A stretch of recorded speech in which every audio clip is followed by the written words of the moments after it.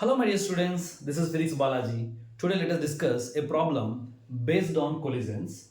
Here, in this question, a ball was colliding in between the walls of a moving compartment. Velocity of the ball with respect to train is given 1 meter per second, and it is moving in the direction of train velocity initially. And length of the compartment is given 10 meters. Here, it is given elastic collision. Let us see first of all, after what time interval it will collide this wall. It is the first collision. Sir, here relative velocity is equal to relative distance by time. Here velocity of the ball with respect to time, relative velocity is given 1. Relative distance with respect to time, this ball should travel 10 meters by time t. That means t value 10 seconds. That means, sir, first collision takes place after 10 seconds. We know coefficient ratio formula E equal to V2 minus V1 by U1 minus U2. That means the relative velocity before collision, it was the relative velocity after collision. It was mentioned is elastic collision. So this relative velocity before collision is given as 1 meter per second. Here relative velocity after collision will be equal to 1. This is V2 minus V1 value 1. That means here second body is train, velocity of train with respect to velocity of ball, we got it is 1. So here you can write as Vb dash minus Vte dash equal to minus 1. After colliding elastically with the wall, this ball rebounds with same speed, with same relative speed, but opposite direction. That means every 10 seconds a collision takes place, we understood. So in the first option they told direction of motion of the ball changes every 10 seconds they told. First option, direction of motion of the ball changes every 10 seconds. For every 10 seconds, collision takes place, clear. Before collision, let us identify with respect to ground frame they asked. Before first collision, let us find ball velocity. Here velocity of the ball with respect to train is given 1. Vb minus Vt equal to 1. So ball velocity before collision will be 1 plus Vt. Train velocity we know it was 10 given. So it will be 10. So finally velocity of the ball before collision is 11. After collision, what is the ball velocity?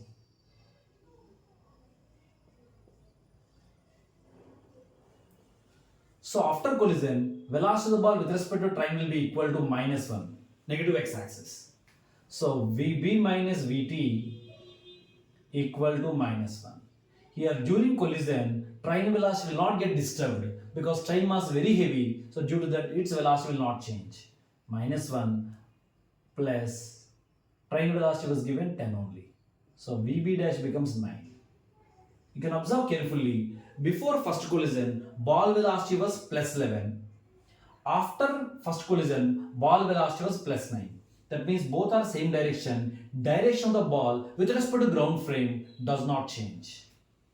In the first option they told direction of motion of the ball changes for every 10 seconds they mention, it's false. So they are asked to identify incorrect statement only. So first option incorrect. Let's go with second option. Speed of the ball changes every 10 seconds. After 10 seconds, ball speed changes. So second option correct.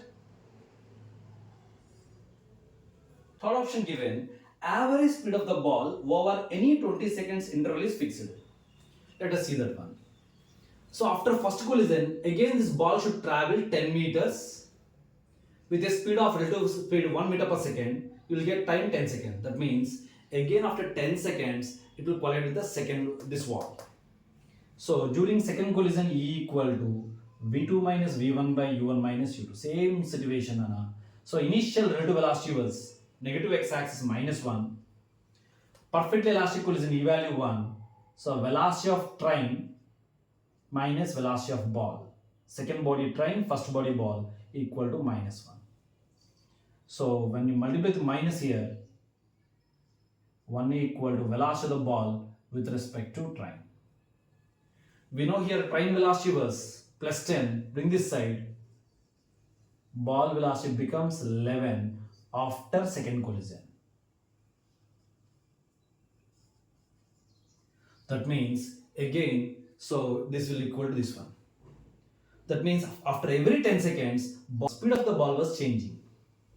In the third option it was given, average speed of the ball over any 20 seconds interval is fixed with respect to ground frame. With respect to ground frame, before first collision, ball velocity was 11. After first collision, ball velocity is 9. Again after second collision, again the velocity got repeated 11. That means again the motion will be repeating here. That means, so for 20 seconds, before collision 11, after collision 9. Again after 20 seconds, again this becomes 11, again becomes 9. That means it will be repeating the same thing. So with respect to ground frame, so third option correct. In fourth option it was given, with respect to time frame,